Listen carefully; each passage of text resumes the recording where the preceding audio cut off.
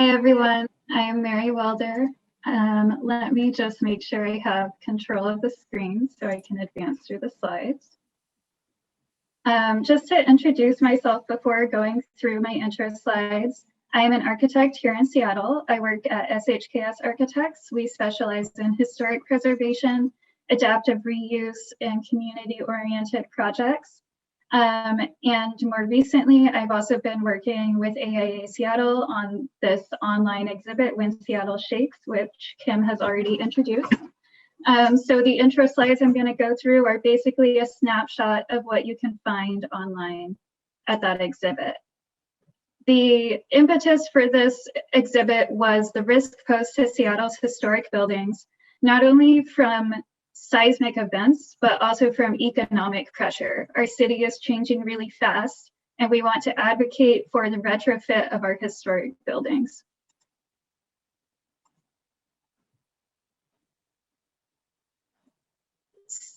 Hang on, just a bit of lag, getting ahead of myself. So Seattle is located in a really seismically active area. We're in the middle of the Seattle Fault Zone, which is the source of both shallow and deep earthquakes, such as the 2001 Nisqually quake 20 years ago. We're also located near the Cascadia subduction zone, which is where one tectonic plate slips underneath another. When people talk about the big one, they are talking about a subduction quake. So when we talk about seismic risks, they come on all scales, to small but still hazardous to really extreme. Within Seattle, we have a lot of historic buildings that have different risks. More specifically, we have over 1,000 unreinforced masonry buildings that have been cataloged by the city. And more than 2,000 low-income residents in Seattle live in unretrofitted brick buildings. I'm not going to get too deep into URMs because Lisa's going to talk about that more, but I will define URM for you here because it's going to be big throughout this whole discussion. A URM is a building with load-bearing masonry walls, typically brick, but it can be other forms of masonry that aren't braced by any reinforcing material. So it doesn't have a lot of flexibility. It can be very brittle. It can crumble or collapse. And this example image is of the Cadillac Hotel, which Eugenia is going to talk about more later on. When we think about the scale of the hazard and the problem in Seattle, we have to consider both the geologic factors, such as where are we going to experience liquefaction, which is loss of stability in the soil, which can be really dangerous to people and buildings. And where are we going to get floods from rising waters during an earthquake? And then understanding what does it mean when we have these hazards from the earth, and we also have these really vulnerable buildings placed on top of those areas. We can start to understand where the most dangerous areas are by where those factors intersect. And so looking at that scary map, you might be like, wow, this is a really big problem. Why don't we just demolish all of our older buildings and put up new ones with more advanced engineering? And there's a lot of reasons why we should still prioritize retrofitting and historic preservation. First of all, environmentally, it is better for the earth to retrofit an older building rather than extracting raw material and all of the embodied carbon that comes with that. So the more we can save, the more material we're preserving for sustainability as well as architecturally. The cultural impact. So we have our historic buildings, which really shape the experience of our neighborhoods and shape the way people experience Seattle. And maintaining that history is important to the city. And finally, socially, a lot of these older buildings are in neighborhoods with immigrant communities, small businesses, or marginalized communities that can't necessarily afford to be in the newest buildings. So supporting resources to those communities and supporting the retrofit of those buildings so they can continue to be used by the same communities and support those people is really important for the success of our city and everyone in it. So all of those topics are going to be coming up throughout today's discussion, and I'm really excited to introduce all of these panelists that we're going to be talking with. We're really lucky to have them.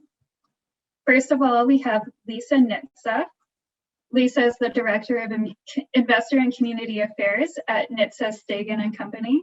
She leads work on ASAP, which is a cross-sector coalition that advocates for legislation to upgrade Seattle's seismically vulnerable masonry buildings.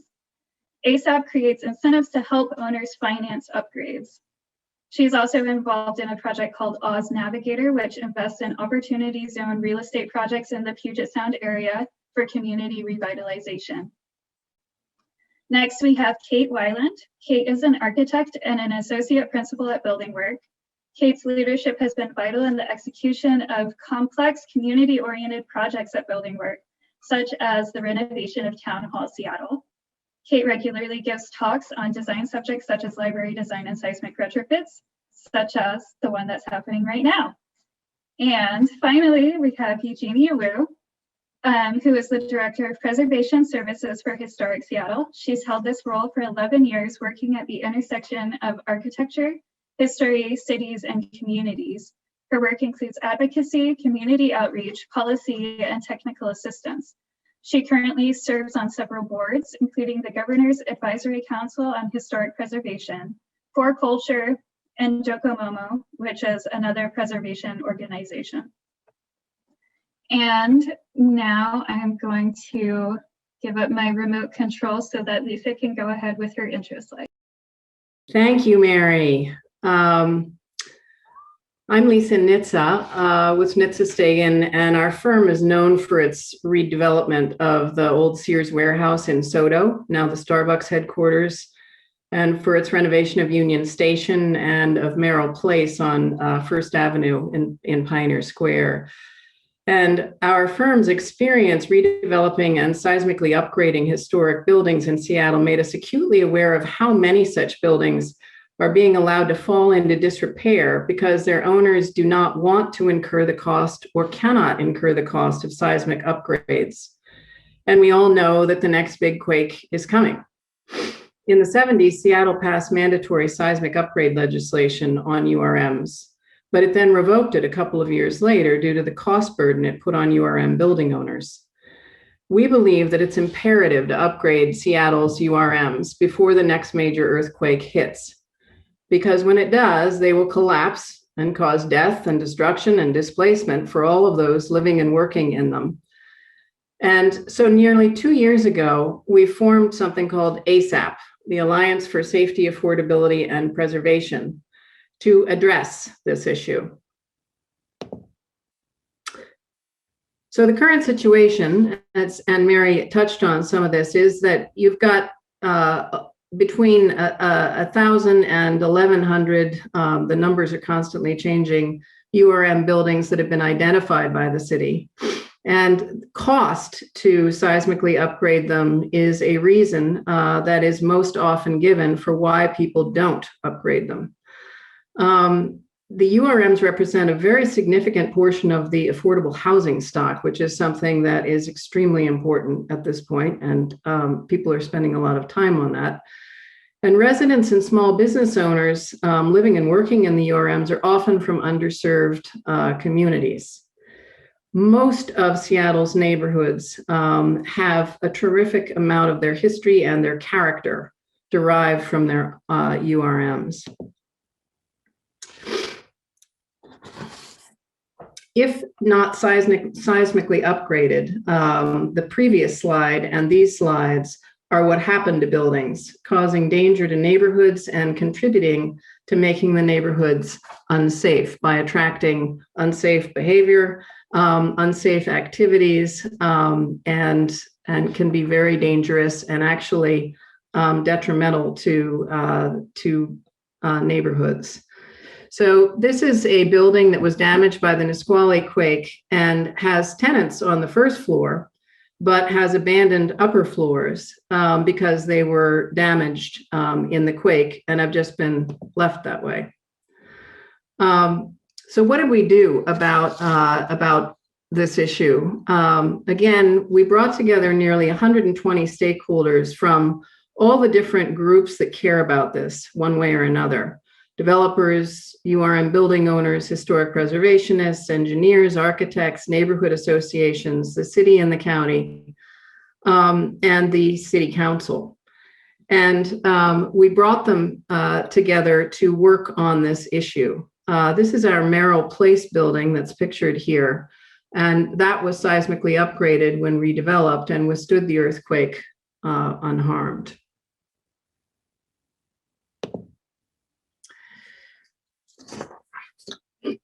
To address the cost of retrofitting URMs, we developed and proposed as ASAP a URM retrofit credit in order to help defer the costs for building owners.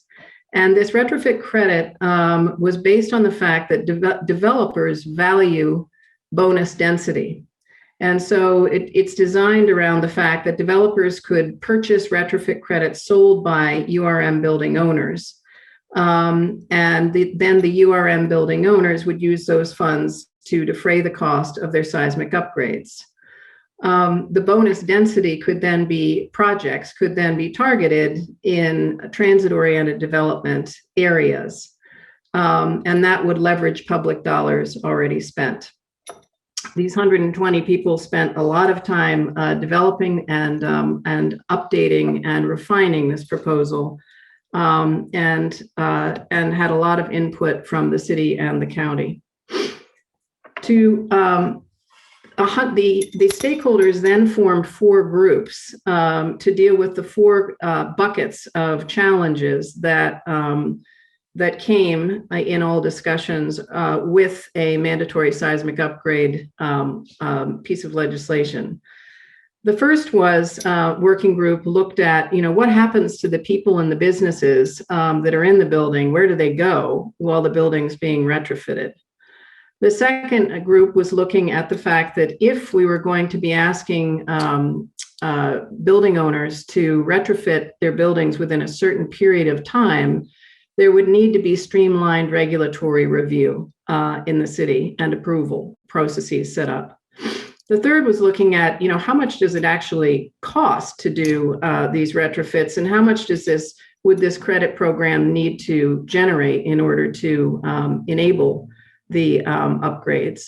And the fourth was looking at how we could, when people had their buildings opened up to be doing the seismic upgrades, how we could be incentivizing them to also do environmental upgrades at the same time.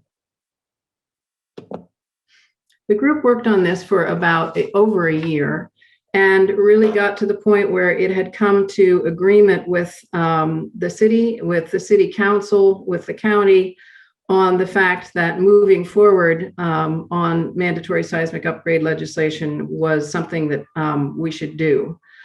And we got it right up to that point, and then COVID hit. So it's been frozen in time for a year with everybody focusing on COVID, but we're now ready to get back at it and see if we can get this legislation over the finish line. The next steps that need to happen are in the legislation that is crafted, standards minimum URM upgrade standards need to be identified. The number of years within which building owners can need to upgrade their buildings needs to be identified. Financing mechanisms also need to be developed, including the retrofit credit. And the city council and the city need to develop a resolution requiring mandatory URM seismic upgrades. So www.upgradeasap.com is our website.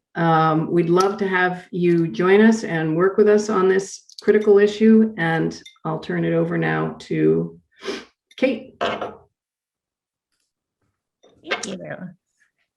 Okay, I'm going to give up remote control. There you go. I've got it. Hi, all. I am Kate Weiland. I am an architect at BuildingWork, a firm here in Seattle. Our areas of expertise at BuildingWork are in historic building renovation, as well as civic building design. And sometimes we get to work on projects that sort of bridge those two, which is a fantastic opportunity. So I'm just going to talk a little bit about BuildingWork's process and look at a couple projects that we're working on, past, present, and future, to explore different ways that seismic retrofits and addressing URM buildings are occurring in Seattle right now. So our approach to seismic retrofits is not the same on every project we come toward. We truly believe that there are no standard solutions. We want to study every building that comes to us in need of a seismic retrofit to learn what makes it unique. We really promote extensive collaboration between the architect and the structural engineers, and you'll see why as I get into some of the details on this project. We work with really creative structural engineers who are on the same page about making buildings really special and really functional. We determine the character-defining features that should be lightly touched. Any modifications you make to an existing building will have an impact aesthetically. So how do you balance that old and new? How do you tell the story of the life of the building? We look for existing elements that can be augmented to improve the seismic performance of a building. And then we consider hybrid approaches. There are many different ways to approach seismic building design or seismic building retrofits. So what can we pull from each of these categories to make one comprehensive whole? And then finally, at heart, we're designers, right? We want to create a visual dialogue between the historic elements and the new structural elements. So I'm going to start with a project that'll be starting construction here in the next month or two. You may know this building, but you may know it a little more boarded up. This is the Metropole. It is right across the street from the Smith Tower, from the sinking ship parking garage in Pioneer Square. The project itself is actually two buildings. You'll see the Metropole, the stone building on the right, and the Busy Bee building on the left. That building actually did have two of its top floors come down during the 1949 earthquake. And as part of our design project, we will be rebuilding those with modern materials up to current building codes. The owner of the project is the Soderbergh Foundation. This foundation believes in strengthening our communities by promoting a just society and a sustainable environment. So the project program is really neat. It's going to be a low-cost office space and childcare that's subsidized by the foundation in order to accommodate not-for-profits that support communities of color. So wonderful program that's going into this building. The building itself is really unique because this stone building on the corner was originally intended to be a high-rise. They built the first 3 floors, and then the economy back in the turn of the century had a bit of a downturn, and nothing ever got built above. But what we were able to do with our structural engineers, Swenson Seyfajay, is look at the building, and this diagram on the right shows you the interior has these massive brick walls that were originally built to support all the floors that were going to go up above.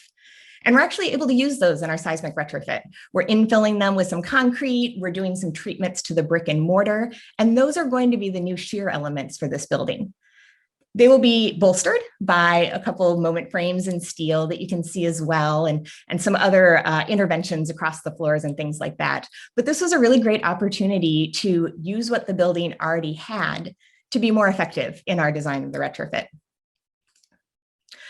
Next, I'll talk a little bit about Town Hall Seattle. Town Hall Seattle is an amazing not-for-profit organization that believes everyone deserves access to fresh ideas and artistic expression. So they were operating out of this fabulous church. It was an old Fourth Church of Christ Scientist, unreinforced masonry building, and an amazing top floor that had a long span truss system, a huge dome in the center, these gorgeous stained glass windows, all things that are not great in the event of an earthquake. So a typical approach to this building might be to come in and put big steel brace frames, but we didn't want to interrupt the gorgeous stained glass, the big openings in this building. So our structural engineer team worked with us to find a way to insert shear walls, concrete 1 foot thick rigid walls into the 4 corners of the building where stairwells existed. And then we were able to take a really light touch throughout the rest of the hall.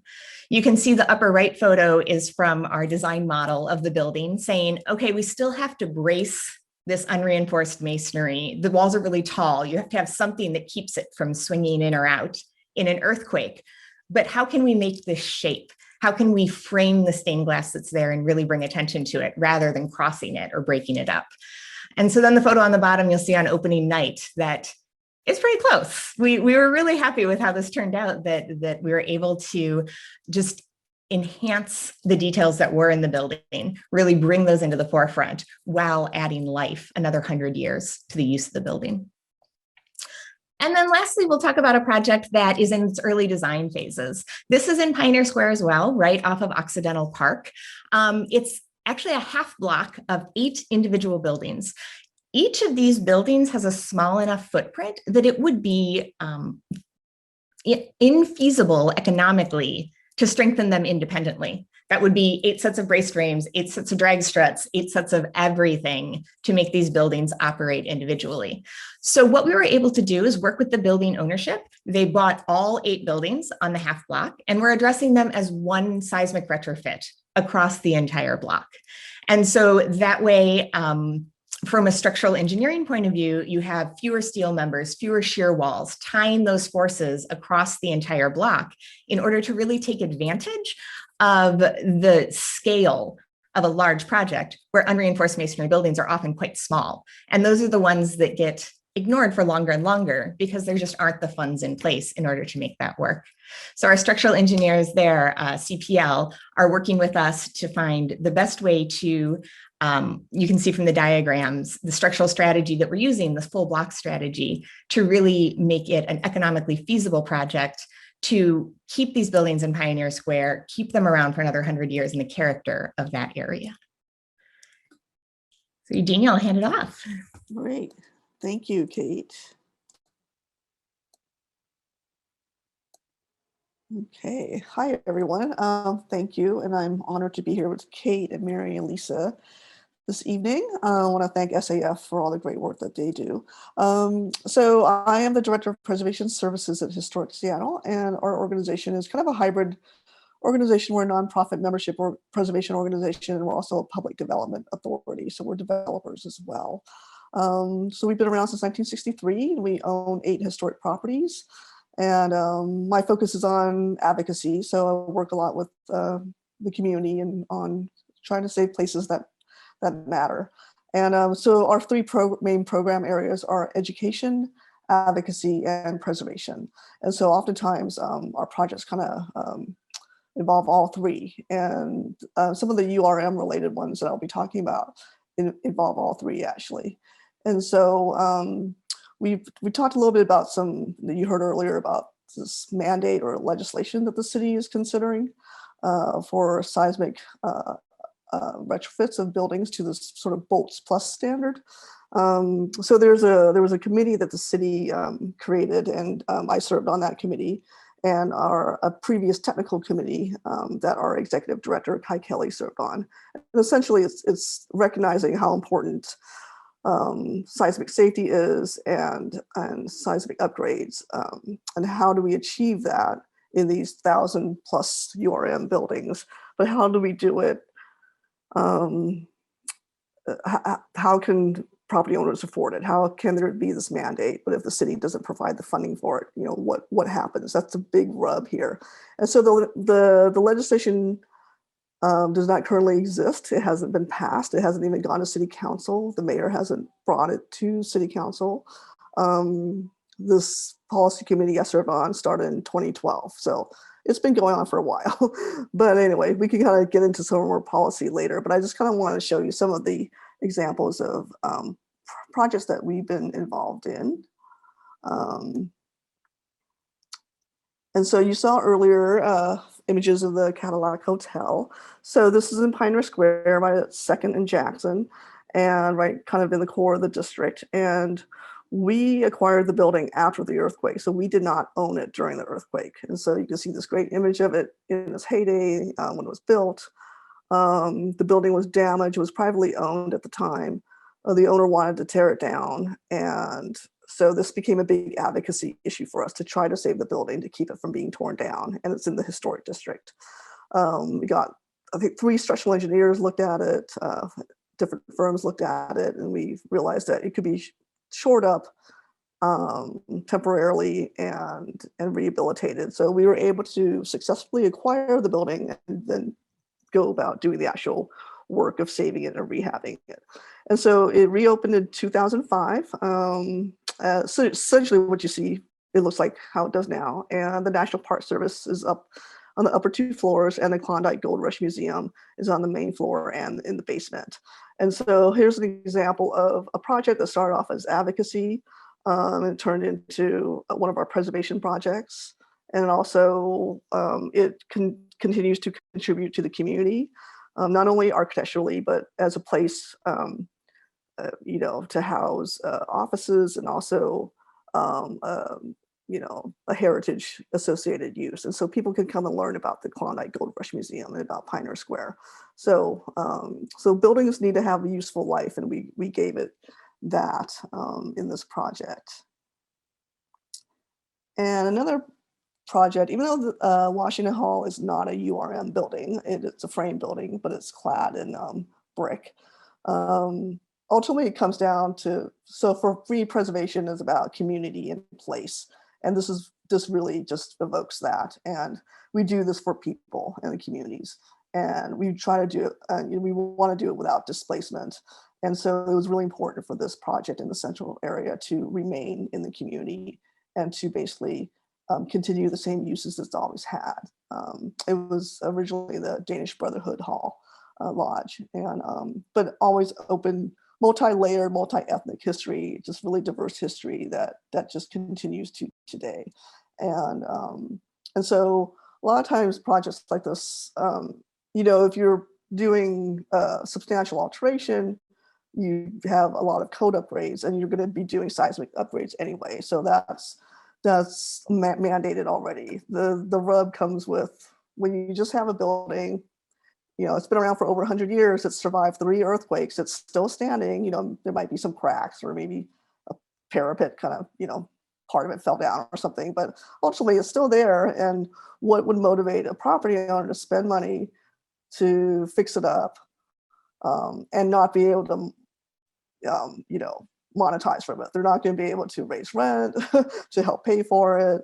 But it's all about the safety of it's about the public safety and about the safety of the occupants. And so that becomes the big sort of question here, is like, how can people afford this?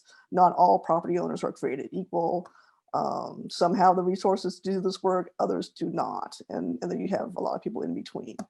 And so that's just a kind of a quick overview of where we are. So we offer kind of a different perspective from more of a nonprofit and ownership perspective, and also a group that also connects with a lot of different communities in the city.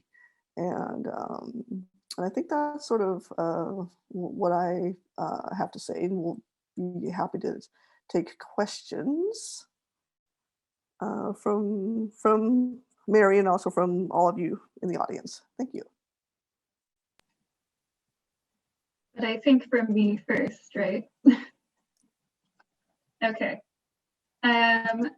Well, thank you to our panelists for such a good introduction. We already have a really good amount of material for discussion and a really strong background from all of those presentations. One of the themes has been that right now, Seattle is not seismically prepared. So in your opinion, what would a seismically prepared Seattle look like?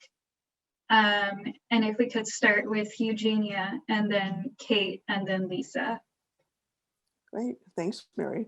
Well, I think a seismically prepared Seattle would look like, it would have a mandate in place. That's a start. And Historic Seattle does support that. And it would be a program that's in place that the city has created with the help of property owners and community owners and community people, those impacted by what the legislation would bring. And having a way to do the upgrades and have a really clear direction, and that there's some sort of financial assistance available. And then obviously, prepared Seattle would be having less than 1,000 buildings, having that number go down, right? In terms of having it being retrofitted, so we're not kind of focused on that. And then ultimately, it would be it's ultimately about the safety of the people. And so there is no earthquake-proof building. That doesn't exist.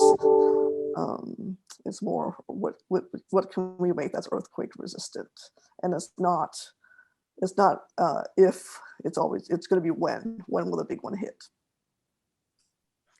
I think that when we're talking about what is a seismically prepared Seattle, it's not just about what happens in the moment when the earthquake hits, but really what happens the next day. What people can go back to an office and do work, what individuals can go back and open up their restaurant and serve food to the people who are living in Seattle. And how do we as a city want to assure that all of our neighborhoods, all of our community members have equal access to the day after the earthquake, going back to life as normal?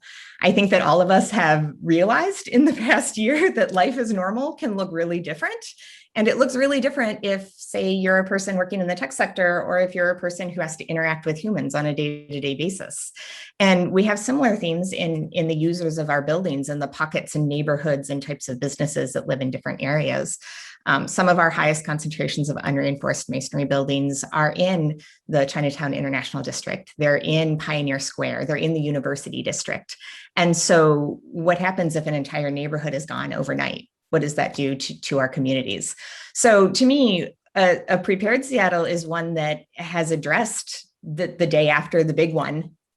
We can at least function. We can get around. We can have people be safe, even if the buildings need work or need next steps, and that it's not an entire breakdown of different areas.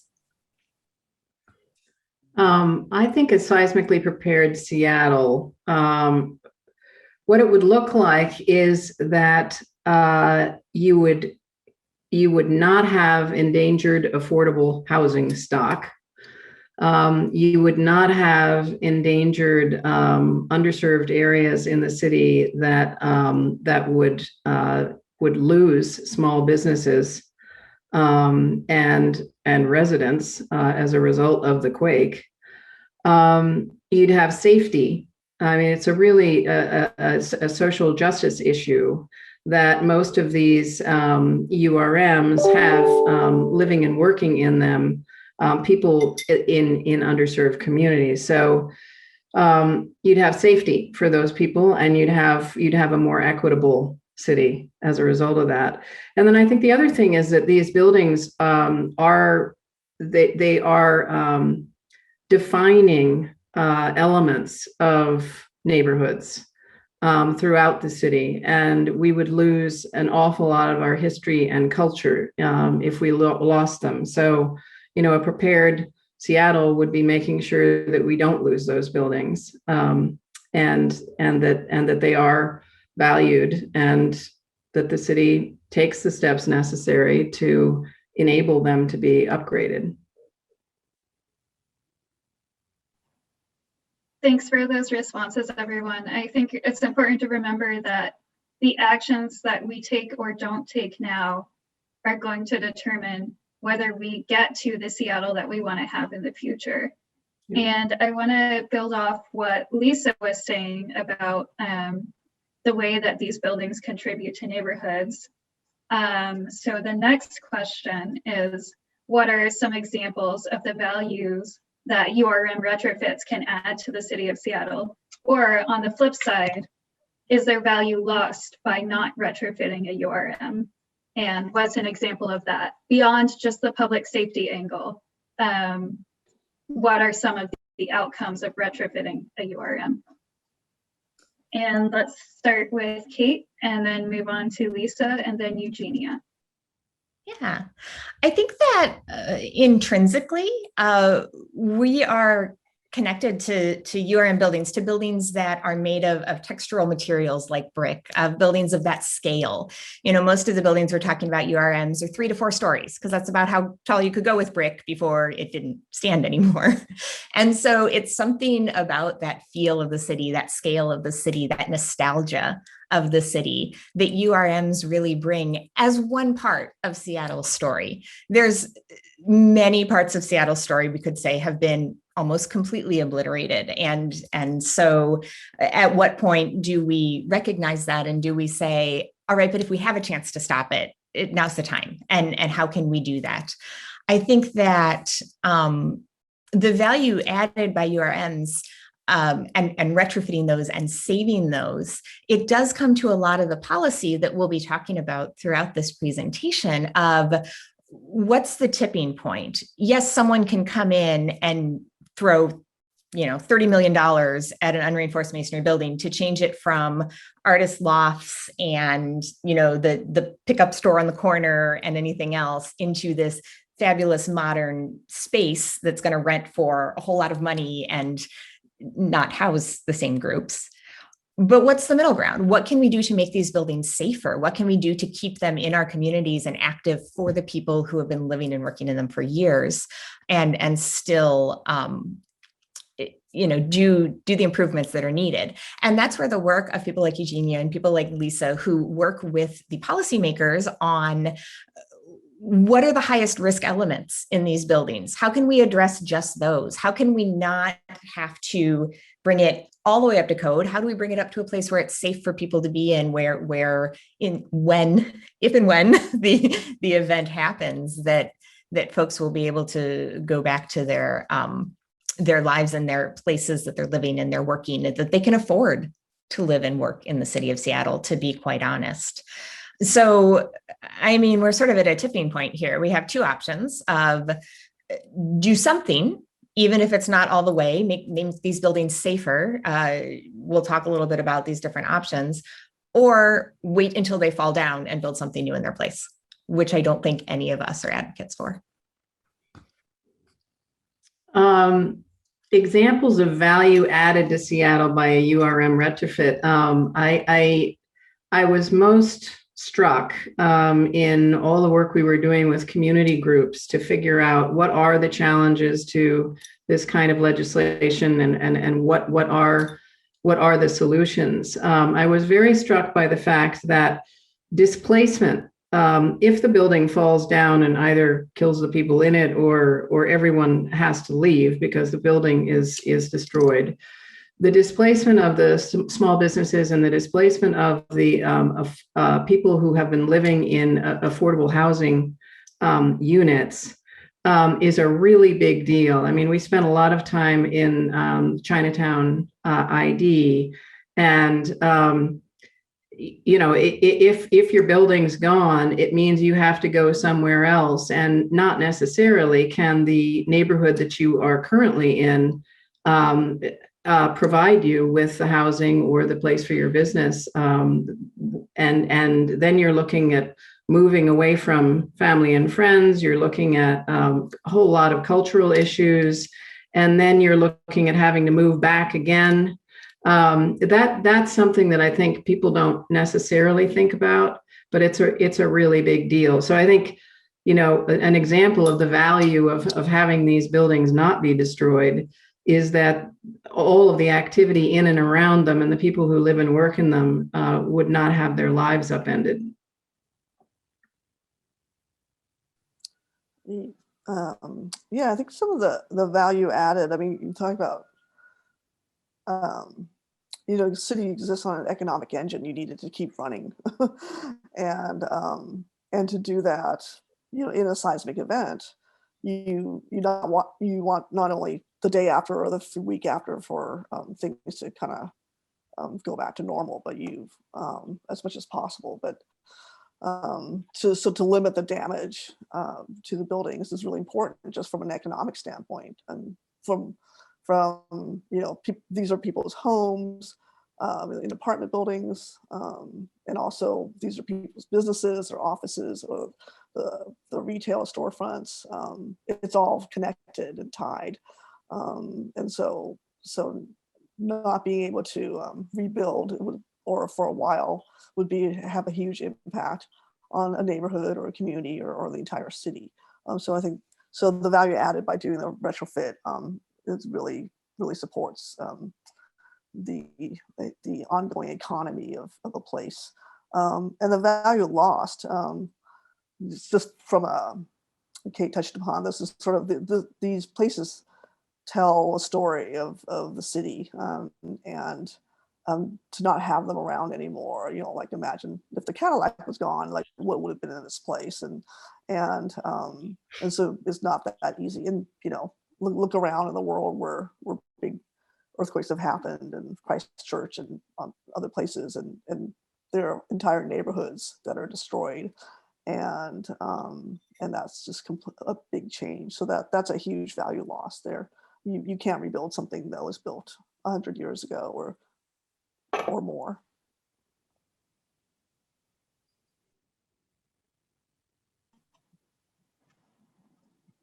So since the stakes are really high, not only on a public safety level, but a community level and an interpersonal level, and a cultural level, I want to move us towards discussion of, on a practical level, what are some of your experiences of solutions to the URM problem, whether that's on a project scale with a design solution, whether it's a funding solution, a policy solution, or a broader strategy to address this issue. Just what are your experiences in solving the problem? And let's start with Lisa, and then go to Kate, and then Eugenia. When we started this and said, why is it that people are letting these buildings fall down and they're not seismically upgrading them? And there is a quake coming, and what is going on here? It came down to, every time, it came down to the fact that it's expensive to do, and that many building owners can't afford it. And so that's why we spent as much time as we did really digging in on a whole proposed way to fund it, which was this retrofit credit program, which we spent a ton of time on, and actually we think will be very successful in raising, if not all of the funding necessary, certainly enough to defray the costs and make it possible. And so, I think that's the thing that we feel is kind of the go no go issue that has to be solved. And there is a very good proposal in place for how to do that. Yeah, I think that Lisa hits the nail on the head there, that it's a cost issue. If you're not already planning to do a full renovation of your building, what is the impetus to do this? I mean, if you do a full renovation by code, you do have to bring the building up to just about modern seismic standards. Like, that's part of the deal. Anything else you do, if you want to change what the building's used for, if you want to extend the useful life by making it into something that makes a lot more money, those are the things that are built into the code. So then the question is, all right, voluntary seismic retrofits. That's what we call them, right? Nothing is making you do this. You're doing this because it's safer for your building occupants. Your building will hold up better in the event of an earthquake. What are the options for those? And so that's when we really do start to get a little more creative in our problem-solving techniques.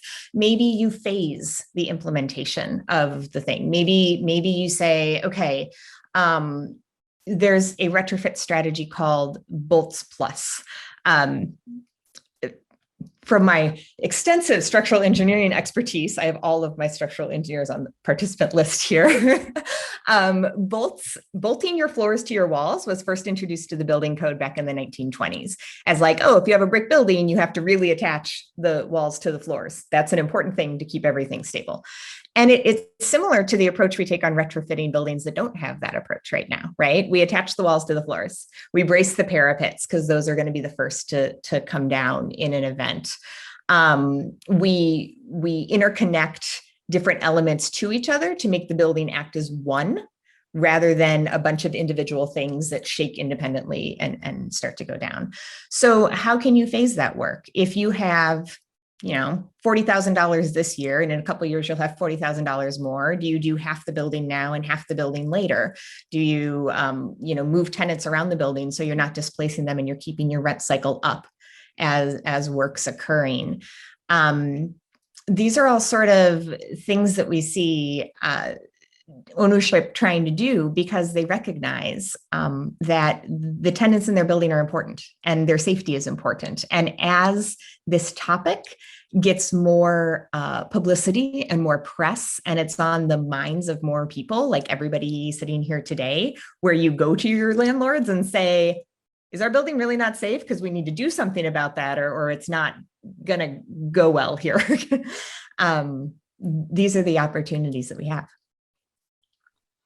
Yeah, I'll follow up with Kate on that, since she is our architect on the Good Shepherd Center, and our fabulous structural engineers who are also there, supposed to say Vache. So what we're, knowing that this mandate is supposed to come at some point, we decided let's not wait. Let's, we need to do the right thing. So it's become voluntary, and we want to kind of get ahead of it. And because the Good Shepherd Center in Wallingford houses dozens of nonprofits, there's a school, there's a senior center. I mean, there's a lot going on in that building with a lot of people, and then all the people who come for classes and meetings and all that kind of stuff. But we don't have $5, $6, $7, however $million it's going to cost to do this lying around. We're accessing grant funds, which we're able to access because we're nonprofit. And I realize that private property owners don't have access to funds like that usually, which is unfortunate. So there are solutions there, but it's not cheap, as Kate and Lisa have said.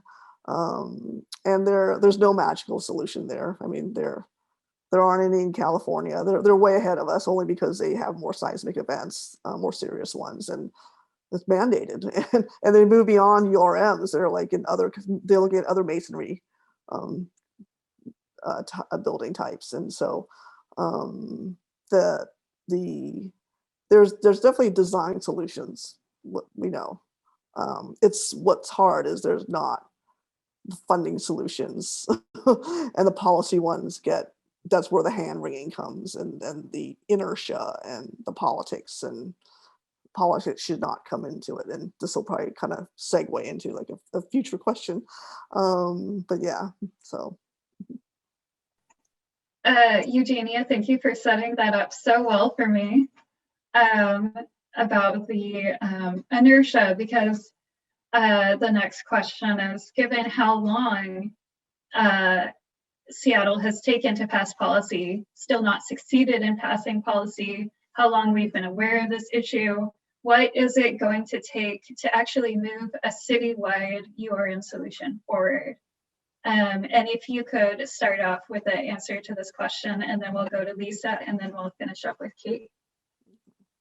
Well, I guess the cynical response is another seismic event. I mean, 2001 was the last big earthquake, Nisqually. So I don't know how many of you watching experienced that, but the viaduct has since come down, but that was a big thing for the longest time, because if nothing is done with it, then it's going to pancake and collapse, and all these people are going to die in their vehicles. And so there's always this sort of we know it's going to come,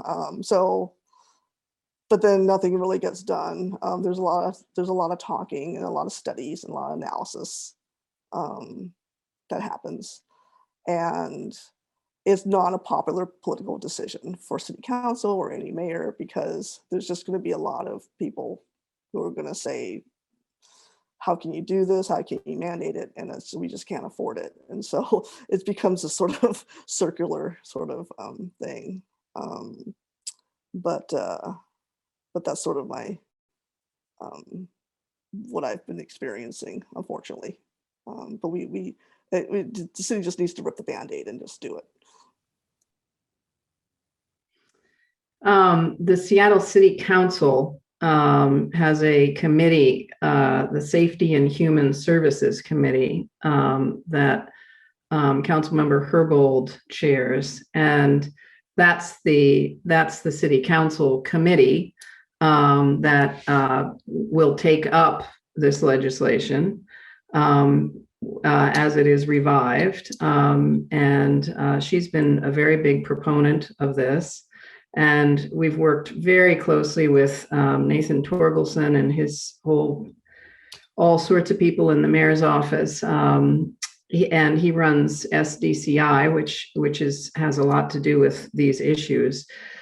And there's huge support there. So I think it's a matter of having a strong public-private partnership of all of the stakeholders involved, so that everyone agrees on what is being advocated for, and that one has worked through and taken seriously and listened carefully to concerns that people have and figured out answers to them or solutions that everybody can live with. I think that's how to get it done. Again, we are at a moment where the city's kind of waking up and coming out of the COVID period that has been all consuming. So I think the time is now. Yeah, and I think that the way to move a citywide URM policy forward is to consider the entire city in that policy. And the work that Lisa and her group is doing with raising an awareness of things like transfer of development rights. A lot of unreinforced masonry buildings are landmarks, which means you can't add 20 stories to them, even if they're in downtown Seattle. They are protected. They do need to stay about the size they are, but they're on a plot of land that, in theory, if the building fell down, you could build however many hundreds of feet up in the air. So in the past on projects, we've had individual projects try and take advantage of that. So Town Hall Seattle sold some of their air rights and their development rights to the building right next door, which are these 30 some odd story residential towers. And they could do that because the city policy allowed that transfer on the same city block and in the same region.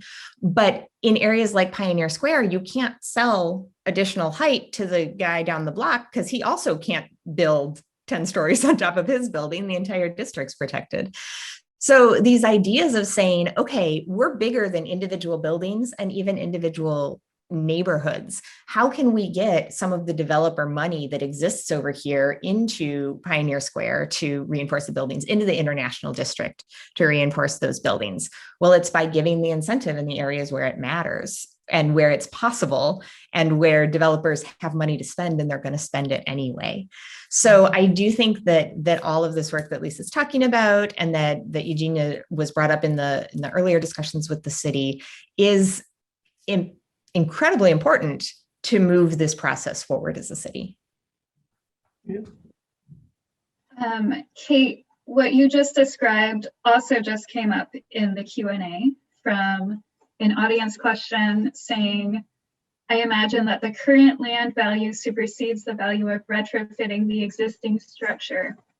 And unless the city assists financially, more buildings will fall down to bank on their ruins.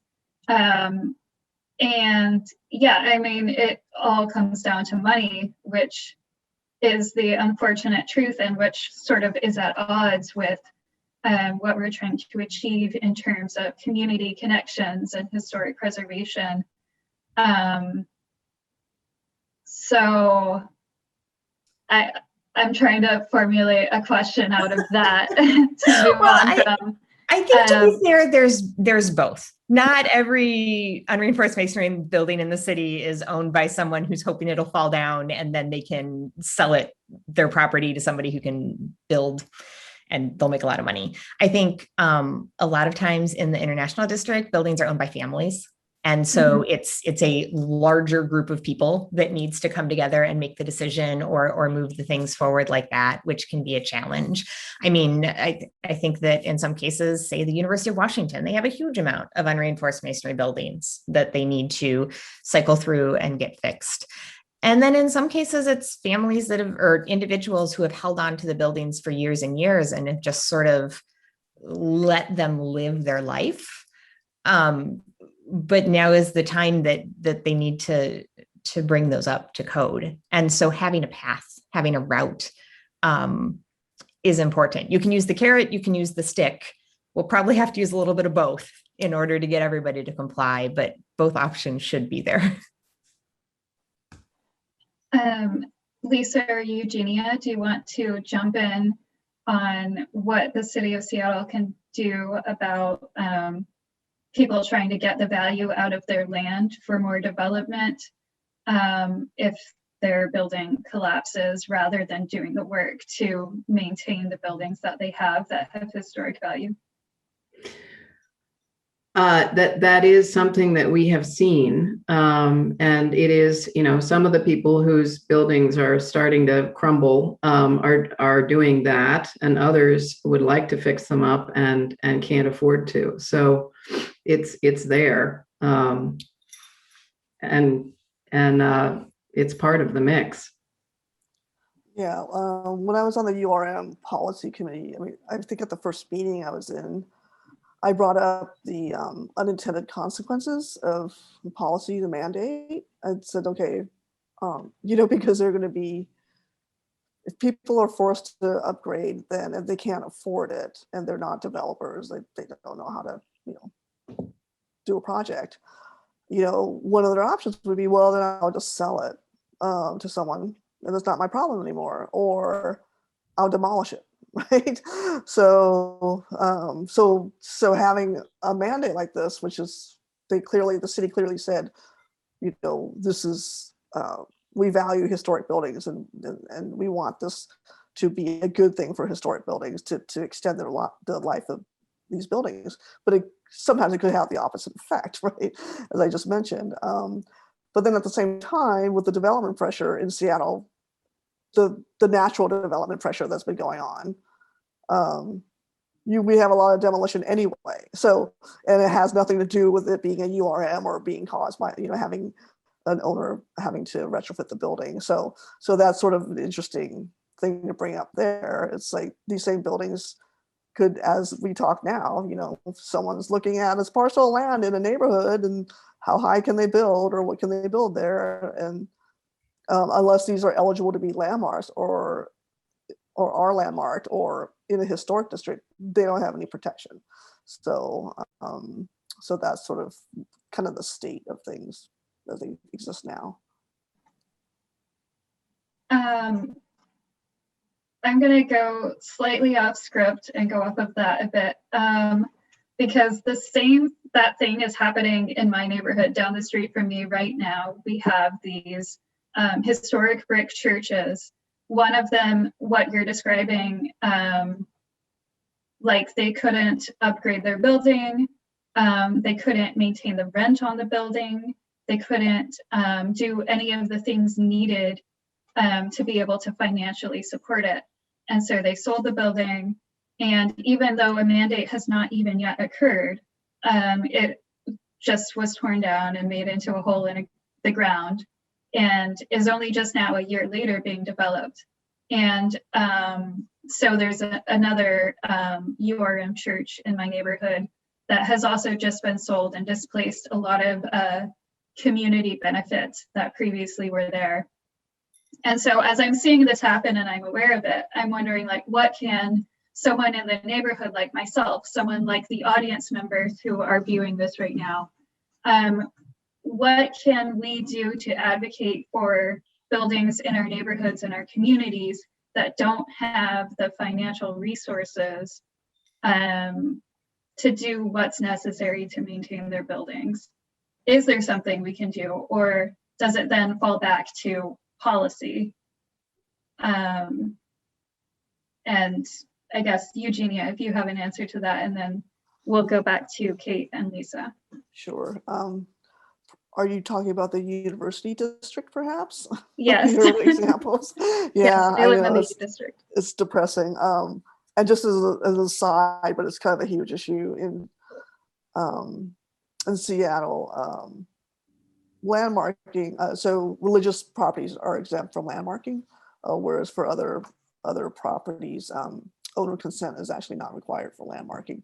So that's not a tool for protection that's available. But Yeah, I think it's, the city responds to people who write to them and call them.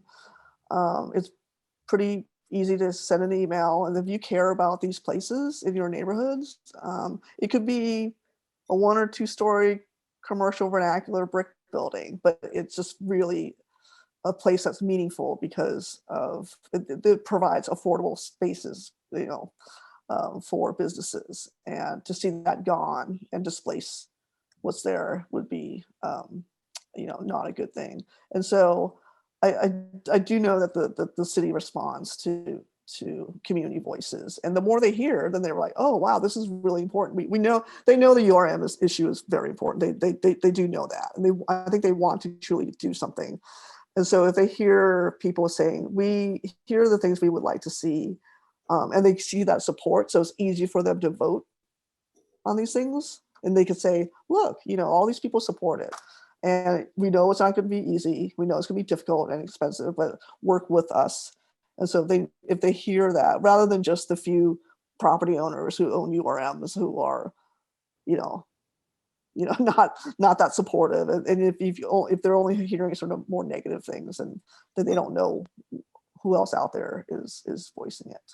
So, and it needs to go beyond the design and preservation communities as well.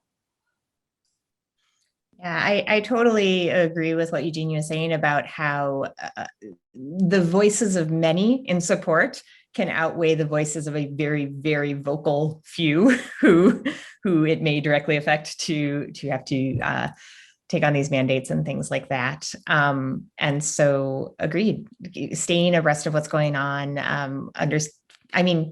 Folks who are here today obviously have an interest. So you guys are ahead of the curve already as far as what can be done and what next steps could be. But as far as URM policy, I do think that there have been some great resources already discussed today between the ASAP program, the work that Historic Seattle does, and just the advocacy of getting the word out on the street of what needs to be done and how and where. Two very good resources there. We have found that there are a number of different situations for people that own unreinforced masonry buildings and the land underneath them, and that there are a lot of people who own the land and own the building and are not going to do anything no matter what you ask them to do or to consider. And it's a real issue because as buildings sort of decay or start falling down, as I was saying in one of my first slides, it then creates a magnet for activity that's dangerous and for vandalism and for people moving in that are unsheltered, and just a whole bunch of things. So it's a real issue in the historic neighborhoods, and I think that the best way to deal with it is to try to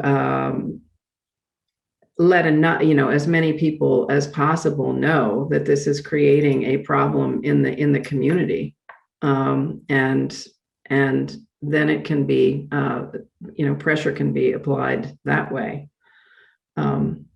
possibly by the city, but if people own the building, there isn't a lot you can do about it if they feel really strongly about doing nothing.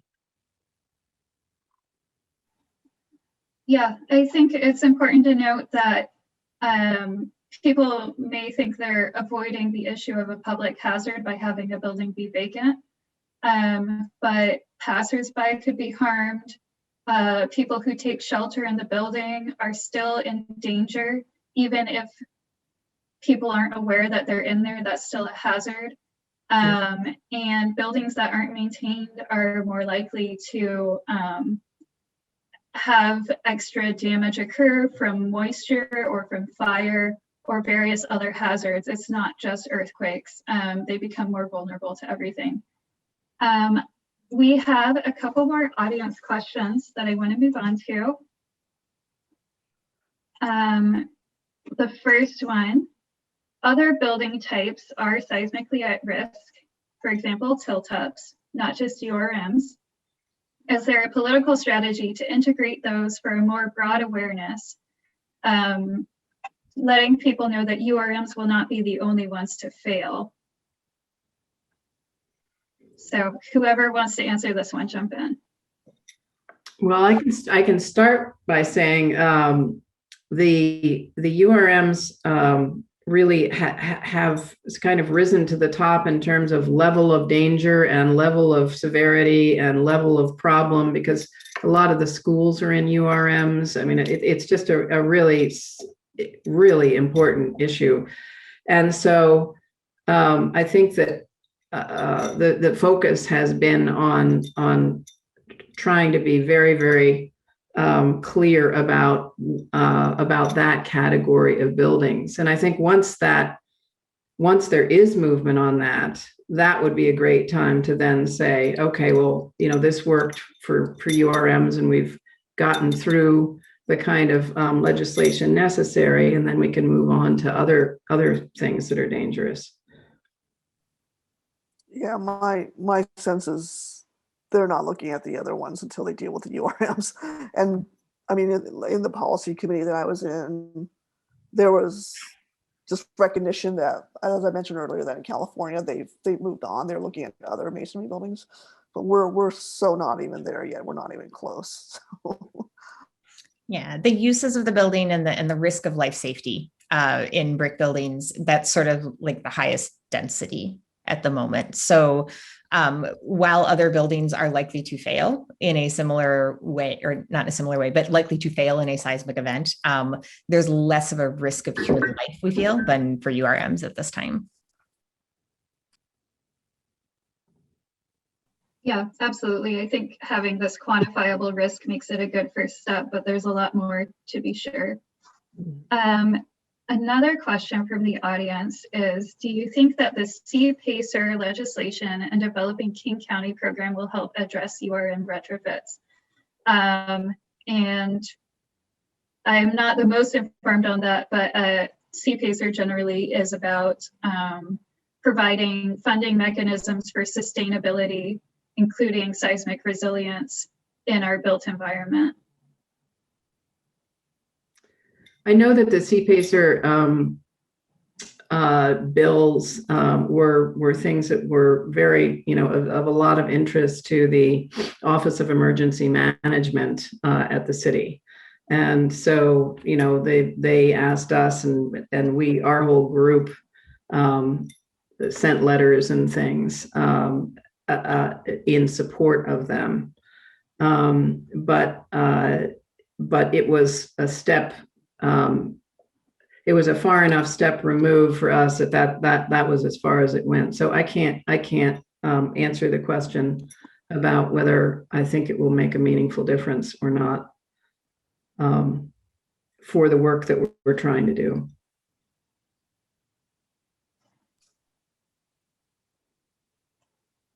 Okay, any other input on that, or do we want to move on? Okay, so we had an audience member point out, besides financial and technical assistance, the mandate should advise owners on available tax credits, transfer of air rights outside of same city block but in the same neighborhood, inform the community on available entities and or interested constituents' similar needs. So basically, if I'm a building owner and I have this mandate, how do I know where to go for all of this information about what I'm supposed to do and how I'm supposed to make it happen?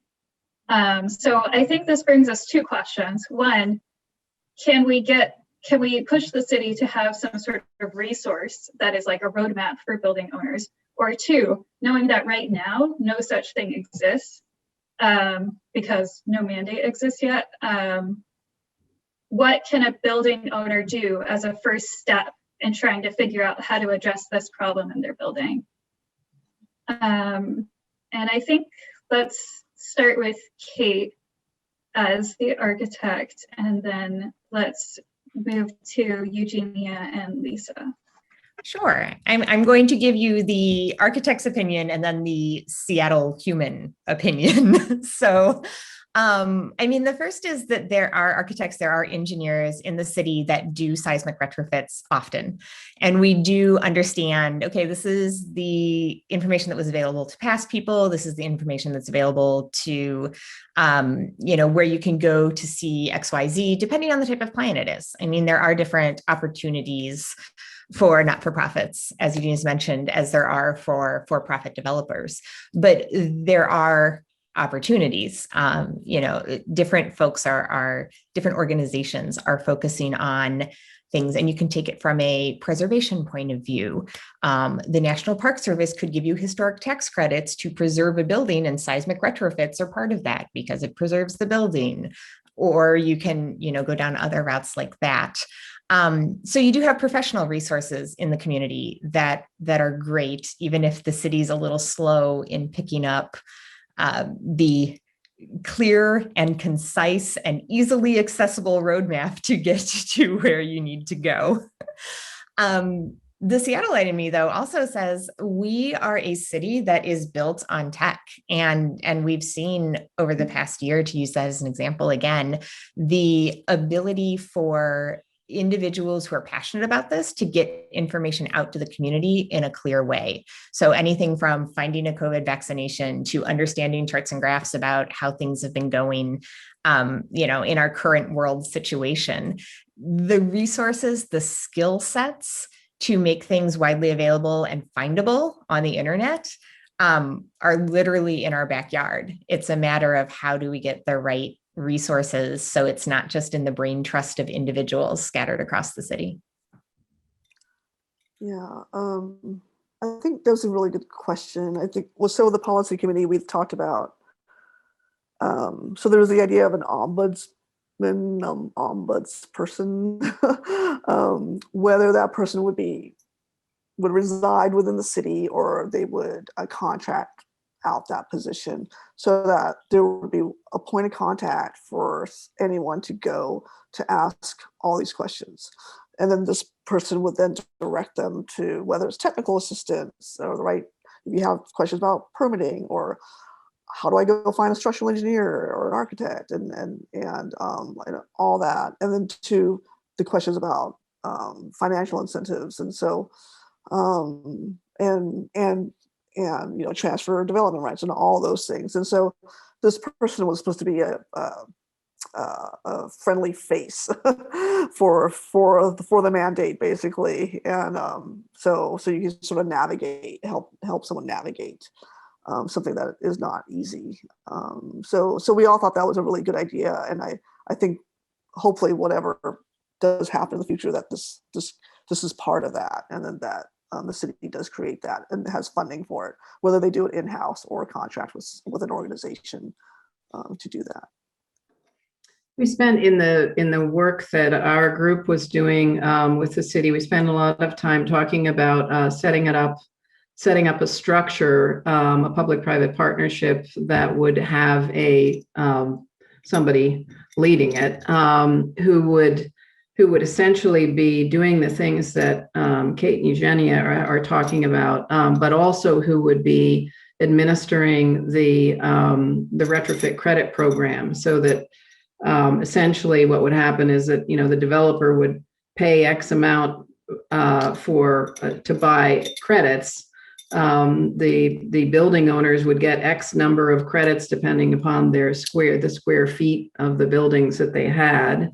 And the money would go into this organization and then be going out with very specific oversight that it was going to then be used for retrofits, along with referrals to service providers that could be doing the retrofits, et cetera. But one of the things we talked about was that a reason for doing that is that you really need to have a very robust marketing and sales element to retrofit credit programs in order to have them be successful. And so, there were going to be multiple functions that this public-private partnership would be pursuing to make sure that, in fact, the amount of money was generated from this that was envisioned, and also that it was used properly for the retrofits as it was intended to be. I think you all made really good points. Eugenia is about having a liaison with the city who acts as a guide. That would be incredibly useful. What Kate and Lisa were saying about technology and marketing. If you think about in COVID, it's like, where do I find a vaccine? That kind of effort could be applied to this type of situation as well. And just a personal plug on my online exhibit, whenseattleshakes.com. There's an actions and opportunities page that includes a list of resources for the public. And some of those are historic preservation funding opportunities. There's a link to CPACER. And that is just a starting point. I would love to see a more exhaustive guide developed by the city, along with a ton of funding to throw at all of you who want to do retrofits. But for now, that is a starting point. And someone just put in the chat, they used to have a city resource for residential retrofits. We used them back in 2001 to do a seismic retrofit. I haven't seen that, but if you want to drop a link to that in the chat, if it still exists, that would be amazing. And finally, we have one more question in the chat, which is, do you foresee a mandate requiring upgrades and retrofits in the URM buildings? I think we've been saying that it definitely needs to happen. And then they ask, has this been successful in California? And Lisa's nodding, so I'll let Lisa start. Yeah, I mean, we were looking at different towns, cities in California as examples of that would be, that were way ahead of us, which I think Eugenia flagged earlier. So California is way ahead, and it has been successful there, and they have been mandates that were passed. So, what we're finding is that without the mandate, it doesn't happen.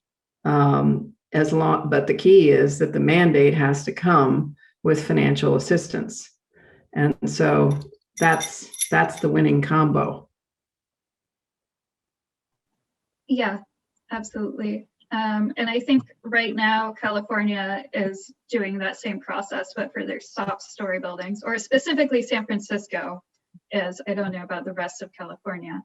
As we mentioned earlier in the discussion, there are other buildings at risk that are not URMs that are sort of requiring the same process. In the chat, someone just put a link to SDCI, the Seattle Department of Construction and Inspections. They have a page on issuing permits for earthquake home retrofits. So if that's useful to anyone, and it almost certainly is, I would encourage you to check it out. And we have one more question. And if we can just get through that in the next 4 minutes, we'll be wrapping up.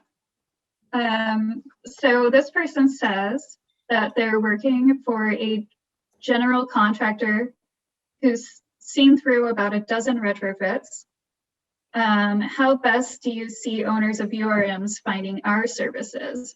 So yeah, if you're a contractor who specializes in seismic retrofits and you want owners to know that this is something that you can do, how do you get the word out? And I think for these people, they might also be asking, how do they get into like a list of resources by the city or some other thing. Like there are people who specialize in this. So how do we connect those pieces?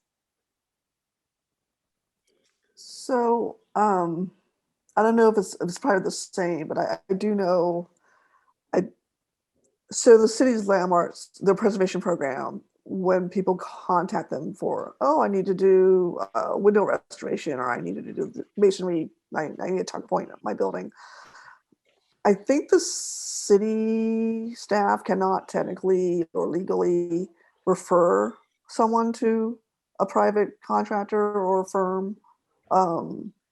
So oftentimes they send them to us, and then we talk to them about what the issue is, and then we'll think of someone, and then we'll either refer someone or send them to our preservation directory, the Washington Trust for Historic Preservation's website. They also have a directory of consultants and contractors and firms that kind of have different specializations. So I don't believe the city can keep a list of contractors. Yeah, the conflict of interest. So I think the answer is talk to Historic Seattle. Lisa and Kate, do you have anything else to add on connecting experts to building owners? Yeah, I mean, we knew that was going to be a huge need. And so again, this public-private partnership idea was involved because, they then could have a list of approved contractors, and they would have a methodology for approving them. And so that would be a way that it would be made easy to have the financing and the contractors, et cetera, all in the same place, and with somebody who really knowledgeable running it. But because it's not part of the city, you'd be able to be helpful in that way.